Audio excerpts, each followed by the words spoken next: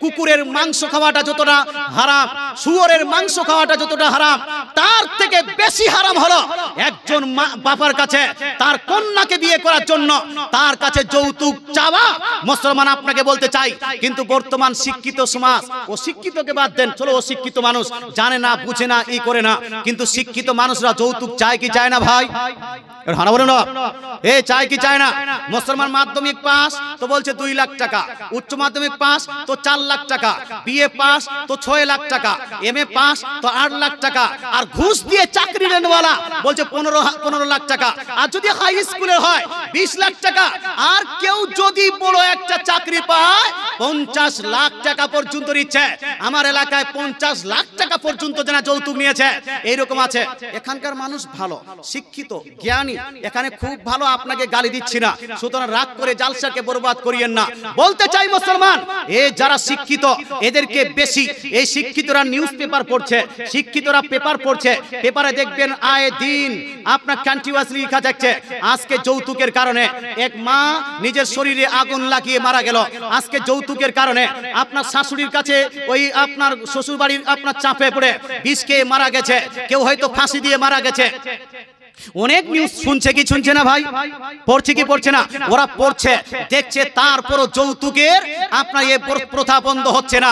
মুসলমান আপনাকে বলতে চাই, আমেরিকাতে, লন্ডনে, ইংল্যান্ডে, ব্রিটেনে কোন মহিলা যদি যৌতুকের কারণে শাস্তি পায় আর ওই শাস্তির কারণে যদি আত্মহত্যা করে মারা যায়, ও মারা গেছে, আপনি যৌতুক নিয়েছেন, আপনার স্ত্রী মারা যায়নি, ও আত্মহত্যা করে আমেরিকাতে যতটা গুনেগার হবে, গোবরার মানুষ যদি যৌতুক নিয়ে থাকে, গোবরার মানুষটা ওই আত্মহত্যার কারণে যেটা ওর গুনাহ হয়েছে সেম গুনাহটা আপনারও হবে। কথা তো বোঝাতে পারেন। কোথায় মারা গেছে? আমেরিকায় মারা গেছে। আত্মহত্যা করলে, সুইসাইড করলে যেটা গুনাহ হবে তার সেম গুনাহটা গোবরার মানুষ। আপনি যৌতুক নিয়েছেন, আপনার স্ত্রী মারা যায়নি, কিন্তু তাও আপনাকে ওর গুনাহটা নিতে হবে। রাসূলুল্লাহ সাল্লাল্লাহু আলাইহি ওয়াসাল্লাম বলেছেন, ইসলাম বলছে কোন একজন নিরীহ মানুষকে হত্যা করা গোটা পৃথিবীর মানুষকে হত্যা করার সমতুল্য। যৌতুক আপনি এখানে নিয়েছেন মানে যৌতুককে সাপোর্ট করলেন। কথা বোঝা গেল? এবার যৌতুকের কারণে গোটা পৃথিবীতে যত নির্যাতন, যত অত্যাচার, যত আপনার আত্মহত্যা, সব গুনাহ আপনাকে নিতে হবে। মরার পরে যাবেন কোথায়? তারপরে হাজি হয়ে গেলেন, নো মাফ। তারপরে মৌলভী হয়ে গেলেন, মুফতি হয়ে গেলেন। আরে মুফতির একটা নয়, 10টা মুফতির সার্টিফিকেট আনার পরেও ওই মুফতি যদি যৌতুক নিয়ে মা আপনার বিবাহ করে, ওই মুফতির বক্তৃতা শোনা হলো হারাম, এইরকম মুফতির পিছনে নামাজ পড়া হলো হারাম, এইরকম এইরকম ব্যক্তিকে ইমাম বানানো হলো হারাম, এইরকম ব্যক্তিকে মেম্বারে জিতানো এটাও হলো, ভোট দেওয়া হলো হারাম। কথা বোঝা গেল? হ্যাঁ জি, মশলা এতটুকু পর্যন্ত থাকে যায় না। সুতরাং যৌতুক চাওয়া চলবে? চলবে, চলবে। হয়তো আপনারা রাগ করছেন বা মুসলমান আপনার অ্যাকশন অনেক দূর চলে যাচ্ছে, আপনার রিঅ্যাকশনটা অনেক দূর হচ্ছে। সুতরাং ভাই, বিয়ে তো করবেন অবশ্যই। আচ্ছা বলুন তো ভাই, এই রুমালটা আমি কিনেছি, এদিকে এদিকে এদিকে, এই রুমালটা আমি কিনেছি না? রুমালটা কার? আমার না? রুমালটা আমার, রুমালটা হলো আমার। মুসলমান, এই রুমালটা যখন আমি দোকানে যাব কিনতে, রুমালটা তো আমি নিব, আমার এখন রুমাল, কিন্তু আমি তো এমনিতে পাইনি, আমি রুমালটাকে বানাইনি, আমি রুমালটাকে তৈরি করিনি, দোকান থেকে নিয়ে আসলাম। এবার দোকানদারকে যদি আমি গিয়ে বলি, ভাই এই দোকানদার, এই রুমালটা আমার, আমি নিব, আমি ব্যবহার করব, এটা আমার জন্যই তৈরি করা হয়েছে, সুতরাং রুমালটা আমাকে দাও আর 50টা টাকা দাও। একটু হানা বলুন না ভাই, তো দিবে? আগে বলবে তোমার কি মাথা টাথা খারাপ হয়েছে নাকি? মাথা খারাপ হয়েছে, এটা আমার জিনিস, আমি ব্যবহার করবো, এই জন্য 100 টাকা আর দাও। প্রথমে আগে পাগল বলবে, তারপর ধাক্কা দিয়ে বার করবে, ধাক্কা দিয়েও না বলে তো জুতা পিটা করবে। হ্যাঁ জি, রাগ করছেন হয়তো, ওই জন্য কথাটা শুনতে খারাপ লাগে। যেই মেয়েটাকে আপনি নিয়ে এসেছেন, যেই স্ত্রীটা আপনি নিজে বাড়িতে রেখেছেন, সেই স্ত্রীটা কার? মন্টুর বাপের না আপনার? জন্টুর বাপের না আপনার? জি, ওটা তো আপনার, কিন্তু এই স্ত্রীটা তো এমনিতে হয়নি। মুসলমান এই স্ত্রীকে আপনি জন্ম দেননি, এই স্ত্রীকে আপনি লালন পালন করেননি, এই স্ত্রীর পিছনে আপনি খাটনি করেননি, এই স্ত্রীর পিছনে আপনি মাথার ঘাম পায়ে ফেলে তাকে বড় করেননি, এই স্ত্রীকে আপনি এডুকেটেড করেননি, এই স্ত্রীকে আপনি স্কুল কলেজ ইউনিভার্সিটিতে পাঠাননি। পাঠিয়েছে কে? আপনার শ্বশুর আব্বা, আপনার শাশুড়ি, আপনার শালা, আপনার সুমন্তি, আপনার হয়তো ওই দাদু শাশুড়, দাদি শাশুড়, আপনার দাদা শ্বশুর। মুসলমান এরা মেহনত করে, অনেক খিদমত করে, এই বাচ্চাটার পিছনে অনেক মেহনত করার পরে লাখ লাখ টাকা আপনার কোটি লাখ লাখ টাকা খরচা করে, হাজার হাজার টাকা খরচা করে, মাথার ঘাম পায়ে ফেলে তাকে লালন পালন করে আপনার মতো করে, আপনার যোগ্য করে, আপনার ইউজেবল করে, আপনার বাড়িতে থাকার মতো করে, আপনার জন্য রান্না করে দিবে এইরকম আপনার উপযুক্ত করে, আপনার বাড়িতে থাকবে এরকম উপযুক্ত করে আপনাকে দিল। সেই সম্পদটা আপনার, এই স্ত্রীটা আপনার। এর যতটা দাম আছে বা পৃথিবীতে হিমালয় পাহাড় আছে, পৃথিবীতে আকাশ আছে, চন্দ্র আছে, সূর্য আছে, কিন্তু ভাই আপনাকে বলতে চাই, যখন একটা মহিলার সঙ্গে কম্পারিজন করবেন, বলুন তো সূর্যের বেশি দাম না মহিলার বেশি দাম? কোনটা? একটু হাত ধরে বলেন, কার দাম বেশি? একজন নারীর দাম বেশি না সূর্যের দাম বেশি? একজন চন্দ্রের দাম বেশি, একটা চন্দ্রের দাম বেশি না একটা নারীর দাম বেশি? হিমালয় পাহাড়ের যতটা দাম নেই তার থেকে কোটি গুণ দাম বেশি আপনার স্ত্রীর। জোরে বলেন সুবহানাল্লাহ। রুমালটা তো দূরের কথা, মুসলমান আপনাকে বলতে চাই, আল্লাহ তাআলা রাসূল ইরশাদ করেন, আদ-দুনিয়া কুল্লুহা মাতা ওয়া খায়রু মাতা'id দুনিয়াল মারআতু সালিহা। রাসূলুল্লাহ সাল্লাল্লাহু আলাইহি ওয়াসাল্লাম বলছেন, হে আমার উম্মত উম্মতিরা শুনে নাও, গোটা পৃথিবীকে আল্লাহ তাআলা তোমার জন্য সম্পদ বানিয়ে দিয়েছেন, কিন্তু শুনো, এই গোটা পৃথিবীর সম্পদ সমূহের মধ্যে সবথেকে দামি সম্পদ হলো তোমার স্ত্রী। জোরে বলে সুবহানাল্লাহ। তাহলে সূর্যের থেকে বেশি দাম আপনার স্ত্রীর, চন্দ্রের থেকে বেশি দাম আপনার স্ত্রীর, হিমালয় পাহাড় থেকে বেশি দাম আপনার স্ত্রীর, নাইট্রোজেন অক্সিজেন থেকে বেশি দাম আপনার স্ত্রীর, আকাশ ও বাতাস থেকে বেশি দাম আপনার স্ত্রীর। মুসলমান সেই দামি সম্পদকে যখন আপনার বাড়ি থেকে, আপনার শ্বশুর আব্বার বাড়ি থেকে আনতে যাবেন, তখন যদি শ্বশুর আব্বাকে বলেন, শ্বশুর আব্বা বেটিকেও দেন আর 5 লাখ টাকাও দেন, এই ব্যক্তি জুতা খাওয়ার মতো যোগ্য কিনা? এবার হারা বলেন, যোগ্য তো, রাগ করিয়েন না বাপ, যোগ্য তো হয়ে গেছে, মারছে না, ব্যাপারটা আলাদা। কারণ সবাই এক না একদিক থেকে আমরা ফেসে আছি। মুসলমান আপনাকে বলতে চাই, এটা নির্লজ্জর মতো কাজ, এটা হলো বেহায়ার মতো কাজ, এই কাজ করা যাবে না বাপ। তাই মুসলমান আপনাকে বলতে চাই, যারা গুনাহ করে ফেলেছেন তওবা করে নেবেন। যারা যুবক আছেন, বিয়ে করার আগে আজকেই প্রতিজ্ঞা করেন, বিয়ে তো করব, নিজ সুইটহার্টকে নিয়ে আসবো, নিজ ডার্লিংকে নিয়ে আসবো, নিজ জানের জানকে নিয়ে আসবো, কলিজার টুকরাকে নিয়ে আসবো।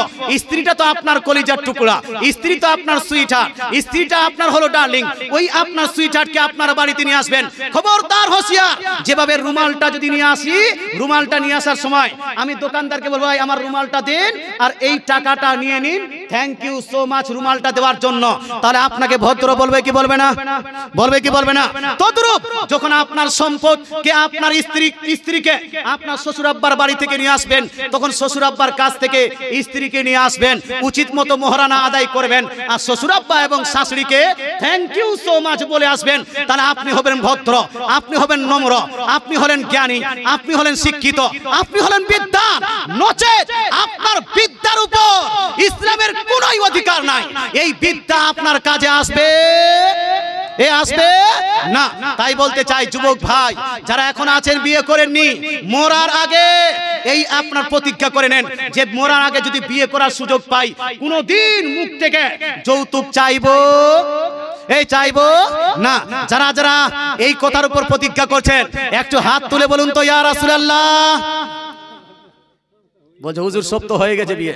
আরে যারা যারা হাত তুলেছে তারা কমসে কম, যারা হাত তুলেননি, যারা বলছেন হুজুর আমরা বিয়ে তো করে নিয়েছে, কি করব?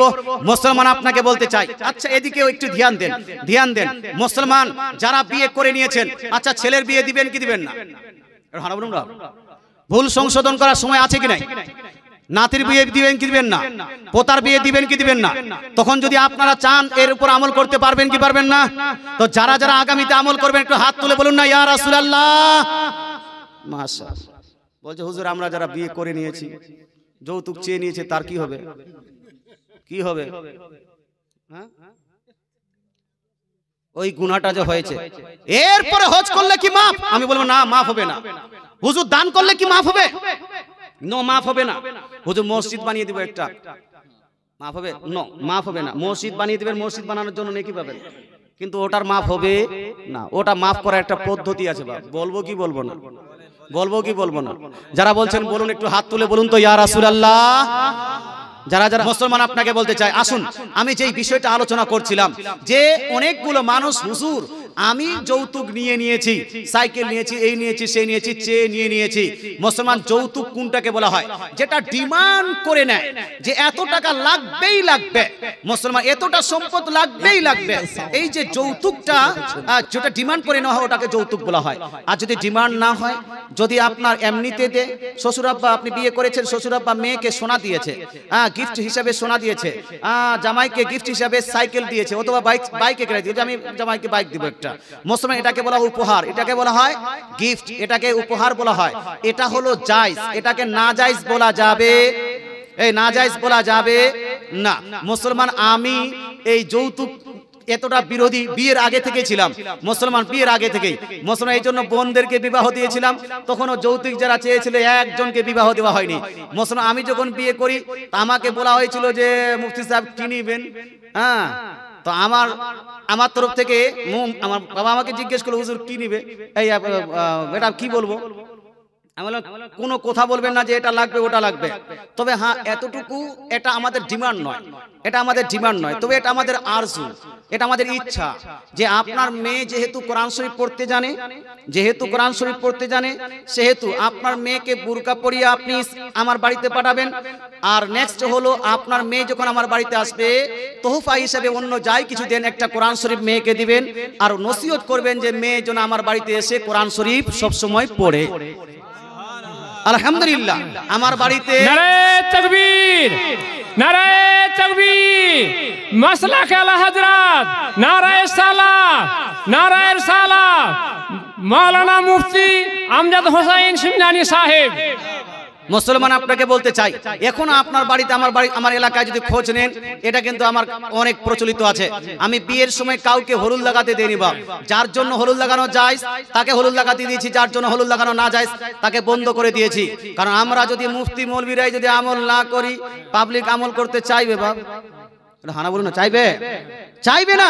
মুসলমান তো উপহার কেউ যদি দেয়, আমি যেটা বলছিলাম আমার শ্বশুর আব্বা আমাকে বারবার বলছিল যে মুফতি সাহেব একটা বাইক দিতে চাচ্ছি, বাইকটা নিন, বাইকটা নিন কমসে কম।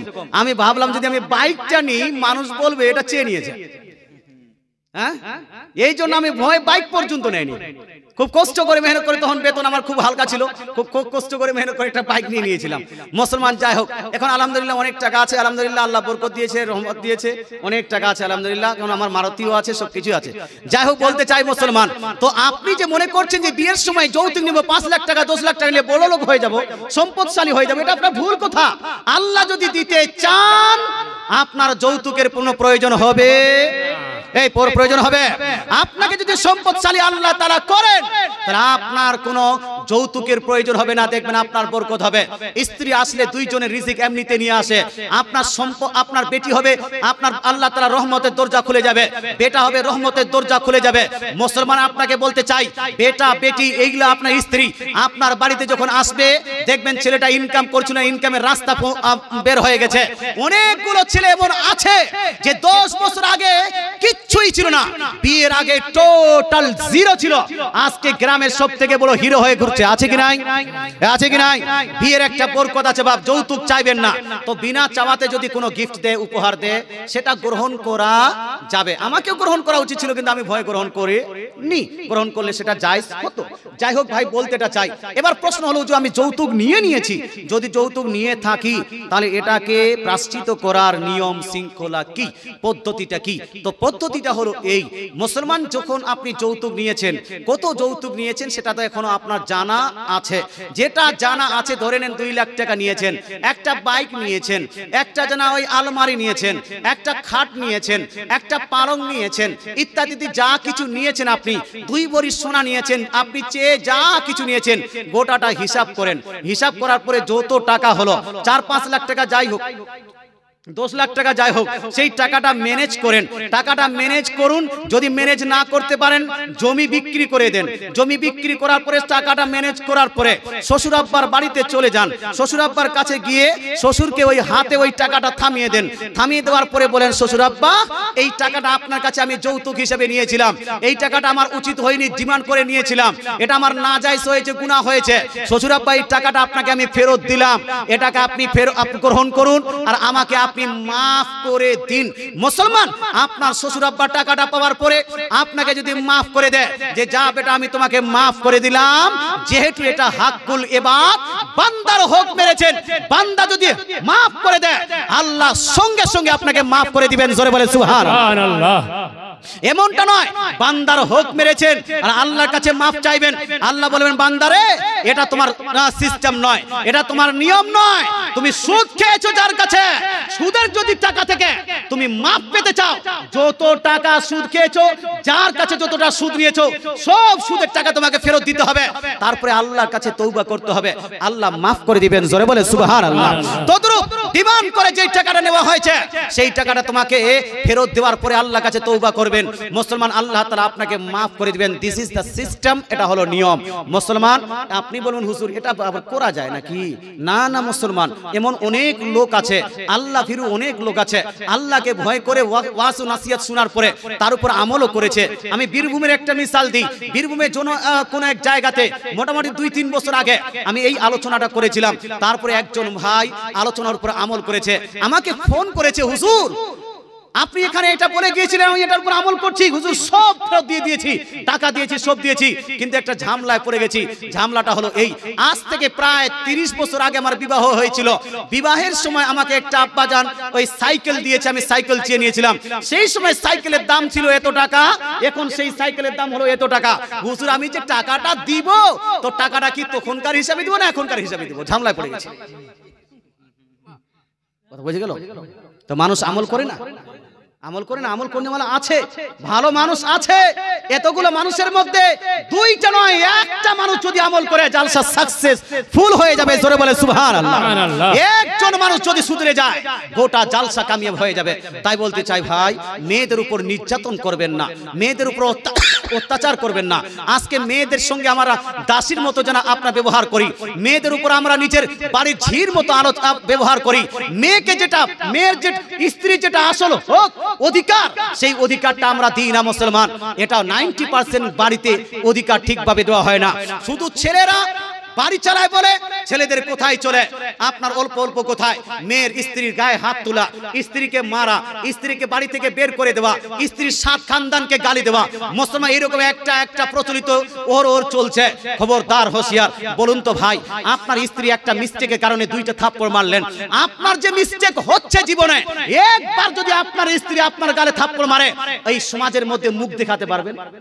এটা হারা বলেন না, হ্যাঁ মুখ দেখাতে পারবেন না। মুসলমান আপনাকে বলতে চাই, মানুষের মিস্টেক হতেই পারে, ভুল হতেই পারে। সমাজ কি বলছে? ভুল আপনার মিস্টেক হতে পারে। ভুল হওয়ার পরে যদি সেটাকে আপনি মাফ করে দিতেন, যদি আপনি তাকে বলতেন সুইটহার্ট এটা তুমি দ্বিতীয়বার করবে না, চলো এটাকে মাফ করে দিলাম, দ্বিতীয়বার এইরকম ভুল করবে না, আপনার স্ত্রী আপনাকে ভালোবাসতো, আল্লাহর আরশ খুশি হয়ে যেত। মুসলমান আপনাকে বলতে চাই, কিন্তু আমরা তো নিজেকে মরদ মনে করি। আমরা যখন স্ত্রী যখন হাফ বুরকা পড়ছে না, স্ত্রী যখন মানুষকে পেট দেখাচ্ছে, যখন পিঠ দেখায়, তখন আমরা নিজেকে আপনার পুরুষ মনে করি না। মুসলমান স্ত্রী যখন মাথা খুলে থাকে তখন নিজেকে পুরুষ মনে হয় না। স্ত্রী যখন ওই আপনার বাড়ির বাহিরে যখন স্নান করতে যায়, ওখানে গিয়ে একটা ব্লাউজ পরে একটা সায়া পরে যখন পাবলিক প্লেসে গোসল করে, তখন আপনার পুরুষত্ব হারিয়ে যায়। আর একটু মিস্টেকের কারণে মারার সময় পুরুষত্ব চলে আসে। খবরদার, হোশিয়ার। ইসলাম বলছে যদি কোনো স্বামী নিজ স্ত্রীকে বুরকা না পরাতে পারে, যদি কোনো স্বামী নিজ স্ত্রীকে ওই আপনার পর্দা না শিখাতে পারে, যদি কোনো স্বামী নিজ স্ত্রীকে আপনার বাড়ি থেকে বার করার পরে পর্দার ট্রেনিং না দিতে পারে, তাকে হিজাব না পরাতে পারে, তার পেট বা পিঠ বারো হয়ে যায়, তাকে যদি একটা বাথরুম না করে দিতে পারে, বাড়ির ভিতরে বাথরুম না করে, বাড়ির ভিতরে গোসলখানা না করে, মেয়েটা যদি পুকুরে স্নান করতে যায়, নদীতে স্নান করতে গিয়ে, পাবলিক প্লেসে স্নান করতে গিয়ে নিজের চুল দেখায়, পেট দেখায়, পিঠ দেখায়, আপনার পাতলা কাপড় পরে স্নান করে, যুবকদের মন করে অন্য মন্টুর বাবা ঝন্টুর বাপের মনকে খারাপ করে এইরকম কোন ব্যক্তির যদি স্ত্রী করে বেটি করে, রাসূলুল্লাহর হাদিস থেকে বোঝা যায় এটা পুরুষ নয়, এটা হলো আসল হলো কাপুরুষ। এটাকে শরীয়তে বলা হয়েছে দাইয়ুস। কি বলা হয়েছে বাপ? দাইয়ুস। মুসলমান এই দাইয়ুসদের পিছনে নামাজ পড়া চলবে না, দাইয়ুসকে মোড়ল সর্দার বানানো যাবে না, দাইয়ুসকে মসজিদের কমিটি বানানো যাবে না, দাইয়ুসকে মসজিদের সেক্রেটারি বানানো যাবে না, দাইয়ুসকে মসজিদের সভাপতি বানানো যাবে না।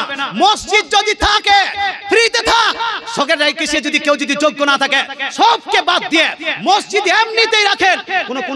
কিন্তু কোন দাইয়ুসকে মসজিদের সেক্রেটারি ক্যাশিয়ার সভাপতি করা যাবে না, মসজিদের ইমাম করা যাবে না। এগুলো হলো মশলা বাপ। কিন্তু আমরা এদিকে ধ্যান কই দিচ্ছি, মুসলমান মেয়েকে স্ত্রীকে শুধু মারার সময় আমরা পুরুষ হয়ে যাই, স্ত্রীকে তালাক দেওয়ার সময় আমরা শুধু পুরুষ হয়ে যাই, স্ত্রীকে বাপ মাকে আপনার বাপ মায়ের নাম নিয়ে তাকে বোকা দেওয়া, একটু ভুলের কারণে তার বাপকে গালি দিচ্ছি, তার খানদানকে গালি দিচ্ছি, তার 4-14 খানদানকে গালি দিচ্ছি, এই মুসলমান এটার সময় আমরা পুরুষ হয়ে যাই। খবরদার হোশিয়ার, পুরুষ তাকে বলে না, পুরুষ বলা হয় তাকে যে বিবাহ করার পরে ইসলামের পথে নিজ স্ত্রীকে চালানোর সক্ষমতা রাখে। জোরে বলে সুবহানাল্লাহ।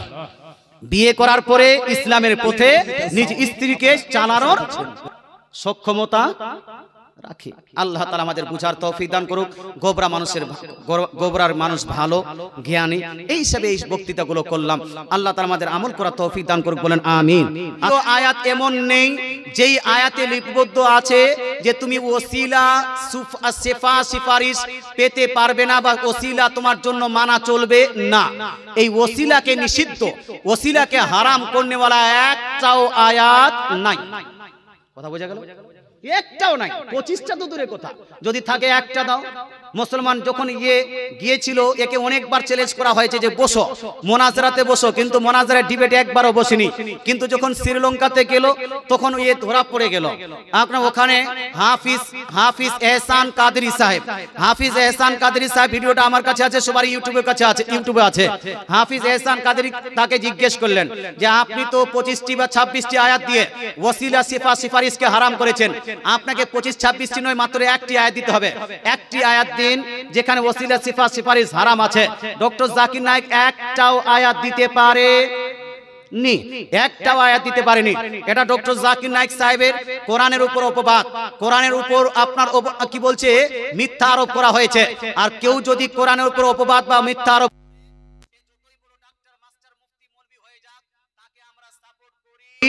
না, বরং কোরআন শরীফের মধ্যে সূরা মায়েদা আয়াত নাম্বার 35 এর মধ্যে ওসিলার প্রমাণ আছে, সূরা বাকারা আয়াত নাম্বার 89 এর মধ্যে ওসিলার প্রমাণ আছে। অনেক অসংখ্য আয়াত দ্বারা ওসিলা সিফা সিফারিশের প্রমাণ আছে। এই জন্য সুন্নি মুসলমান ওসিলা মানছে, আগামী তো মানবে না মানবে। সুপারিশ মানছে, আগামী তো মানবে না। শাফাআত মানছে, আগামী তো মানবে কি মানবে না মানবে। যাই হোক ভাই, আচ্ছা আসসালামু আলাইকুম। ওয়ালাইকুম সালাম। তাবলীগ করা যাবে কি যাবে না? বিয়েতে গায়ে হলুদ দেওয়া যাবে কি যাবে না? তাবলীগ করা প্রসঙ্গে তাবলীগ করা জায়েজও আছে আবার নাজায়েজও আছে। তাবলীগ মানে হলো পৌঁছানো। তাবলীগ মানে কি? পৌঁছানো। আল্লাহ তাআলা রাসূল বলছেন বাল্লিগু আন্নি ওয়ালাউ আয়া, তুমি আমার কাছ থেকে একটি হাদিস একটি কথা যদি অন্যের কাছে পৌঁছাতে পারো সেটাও পৌঁছাও। কথা বোঝা গেল? এই বাল্লিগু থেকে এসেছে তাবলীগ, তাবলীগ থেকে এসেছে বাল্লিগু। কথা বোঝা গেল? তো তাবলীগ করা এটা জায়েজ, কিন্তু তাবলীগ করতে গিয়ে কি করতে হবে বাপ? দরুদ চালু করতে হবে না দরুদ বন্ধ করতে হবে? কোনটা? হানা বলেন বাপ। তাবলীগ করতে গিয়ে দরুদ বন্ধ না চালু? দরুদ চালু করতে হবে। তাবলীগ করতে গিয়ে সালাম বন্ধ করতে হবে না চালু করতে হবে? সালাম চালু করতে হবে। তাবলীগ করতে গিয়ে কিয়াম চালু করতে হবে না কিয়াম বন্ধ করতে হবে? তাবলীগ করতে গিয়ে 40 চারুম তিজা ফাতিহা চালু করতে হবে না বন্ধ করতে হবে?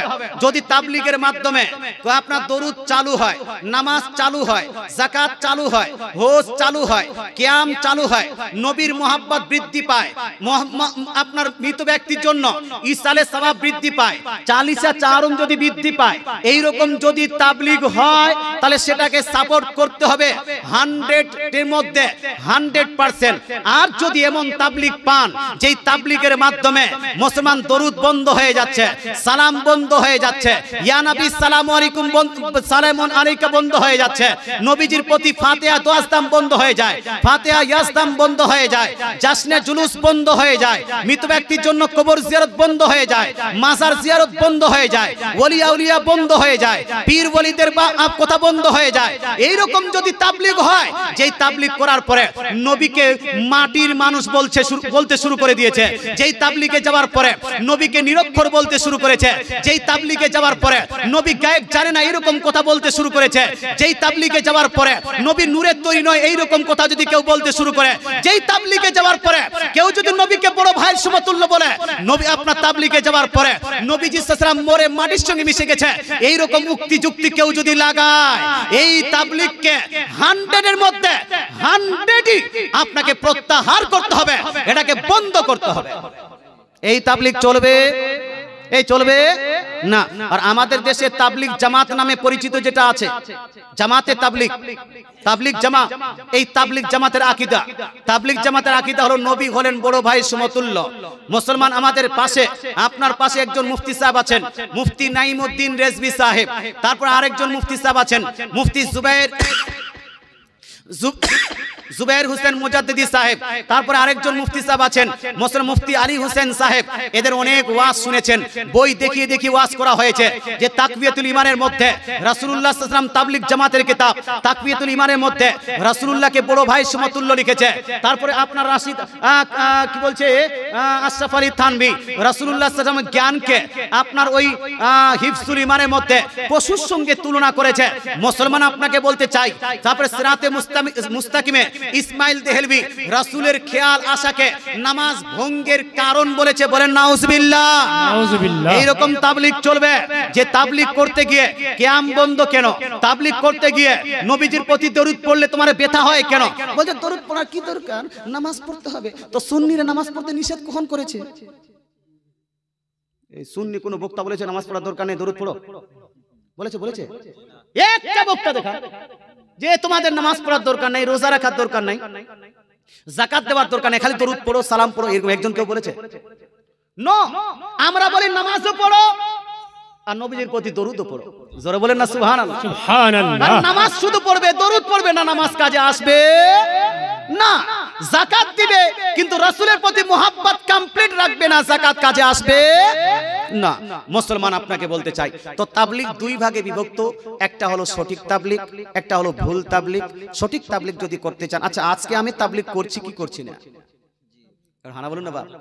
হ্যাঁ, তাবলীগই করছি, তো ইসলামের কথাই তো আপনার কাছে পেশ করছি, তাবলীগ তো করছি। কিন্তু তাবলীগ করতে গিয়ে মসজিদের ভিতর ঢুকে লোটা হান্ডি সবকিছু নিয়ে মসজিদের ভিতর ঢুকে বিহাইনের গল্প করা চলবে? আছে কিনা? মুসলমান আপনাকে বলতে চাই, একবার তাবলীগ করতে যান, দেখতে পাবেন। মুসলমান আপনাকে বলতে চাই, মসজিদের ভিতরে গল্প চলে। আমিও প্রথমে ওদের মাদ্রাসায় পড়াশোনা করেছি, জানি সবকিছু। এমন না যে আমি ফালতু খালি কথা বলছি না, প্র্যাকটিক্যাল দেখেছি, প্র্যাকটিক্যাল দেখে কথা বলছি। মুসলমান আমার এলাকায় অনেকগুলো তাবলীগের মসজিদ ছিল, অনেকগুলো আপনার দেওবন্দিদের মসজিদ ছিল, দেওবন্দি গ্রাম ছিল। আমার হাতে 3-4টা তাবলীগের গ্রাম আপনার দেওবন্দি গ্রাম সুন্নি হয়ে গেছে। জোরে বলে সুবহানাল্লাহ। আমরা দেখেছি এরা মসজিদে যায় তাবলীগ করতে, ওখানে থাকে, ওখানে সবকিছু করে, তখন গল্প টল্প করে কি করে না, এই করে কি করে না? মসজিদ কি বিহাইনের গল্পের জায়গা, বাড়ি সংসারের গল্পের জায়গা? এটা হানা বলেন না বাপ। মসজিদ কি খাবারের জায়গা, ঘুমানোর জায়গা? নয়, মুসলমান মসজিদ হলো ইবাদতের জায়গা। জোরে বলে সুবহানাল্লাহ। আল্লাহ তাআলা আপনাদের বুঝার তৌফিক দান করুন। তাবলীগ করো কিন্তু শরীয়তের তাবলীগ করো, তাবলীগ করো কিন্তু কোরআনের তাবলীগ করো, তাবলীগ করো কিন্তু হাদিসের তাবলীগ করো, তাবলীগ করো কিন্তু রাসূলুল্লাহর তাবলীগ করো। জোরে বলে সুবহানাল্লাহ।